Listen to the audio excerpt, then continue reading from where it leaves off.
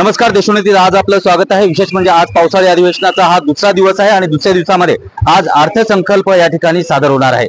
आजच्या अर्थसंकल्पामध्ये नक्की कुणाला खैरात वाटली जाणार हे पाहणं गरजेचं आहे, कारण आता नुकत्याच विधानसभाच्या निवडणुका ह्या समोर आल्या आहेत आणि विधानसभाच्या निवडणुकीच्या पार्श्वभूमीवरती या ठिकाणी जास्तीत जास्त अर्थसंकल्पामध्ये प्रत्येकाला आनंद भेटेल असा अर्थसंकल्प सादर होण्याची शक्यता आहे। विशेष या ठिकाणी शेतकऱ्यांना कर्जमाफी मिळणार का याकडे सगळ्यांचं लक्ष लागलं आहे। त्याचबरोबर आज भारतीय हवामान खात्याने 2 दिवस मुंबई, ठाणे आणि परिसरामध्ये मुसळधार पाऊस चांगला आहे। त्या मुसळधार पावसामध्ये हे पावसाळी अधिवेशन आज या ठिकाणी सुरू आहे। आज पावसाळी अधिवेशनाचा हा दुसरा दिवस आहे। आपण पाहू शकतो या ठिकाणी सुरक्षा व्यवस्था जी आहे ती खूप चोख आहे। या ठिकाणी पाऊस जरी सुरू असेल तरी मात्र या ठिकाणी ये-जा सुरू आहे आणि विशेष पोलिसांचं या ठिकाणी पाहतोय आपण बंदोबस्त, कडक बंदोबस्तामध्ये पोलीस या ठिकाणी आहेत।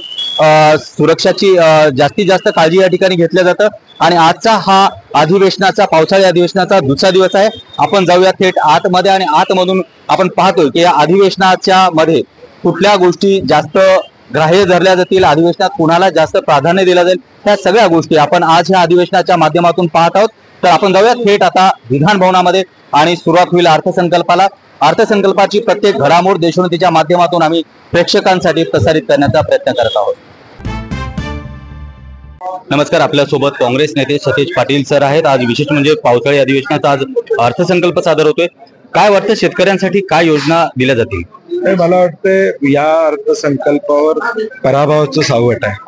पराभवातून कसं सावरायचा हा प्रयत्न कदाचित या अर्थसंकल्पात होईल, परंतु महाराष्ट्रातल्या जनतेला दिलासा मिळेल असं वाटत नाही। आता बघू अर्थसंकल्पातून नेमकं काय बाहेर पडतं। पण येणाऱ्या विधानसभाच्या निवडणुका लक्षात घेता तुम्हाला वाटतं का की इथे खैरात वाटली जाईल किंवा जास्त? नाही, खैरात वाटली गेली तरी लोकांना ती मान्य नाही, कारण की शेवटी जीएसटीच्या रूपानं, टॅक्सच्या रूपानं तुम्ही आमच्याकडनं 100 रुपये काढून घेणार आणि 10 रुपये परत करणार, हे लोक मान्य करणार नाहीत। कारण की वीज दर वाढलेला आहे, महागाई वाढलेला आहे, धानचा प्रश्न आहे, कापसाचा प्रश्न आहे, हे सगळे प्रश्न प्रलंबित असताना काहीतरी दिलं दाखवायसाठी हे लोकांना मान्य होणार।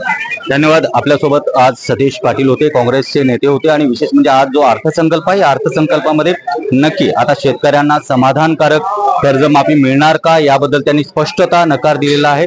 या ठिकाणी जरी खैरात वाटण्याचा प्रयत्न केला तरी जनतेला ते कळेल असंही त्यांनी या ठिकाणी सांगितलं आहे। आज आपण वेगवेगळ्या मुद्द्यावरती अर्थसंकल्पात नक्की काय होतं हे आज थोड्या वेळातच आपण कळेल आणि देशोन्नतीच्या माध्यमातून आम्ही दाखवण्याचा प्रयत्न करू। Cameraman methyl तेरसेसह Devashish Kumar, Swapnil दुधारे, Deshonnati news, Mumbai.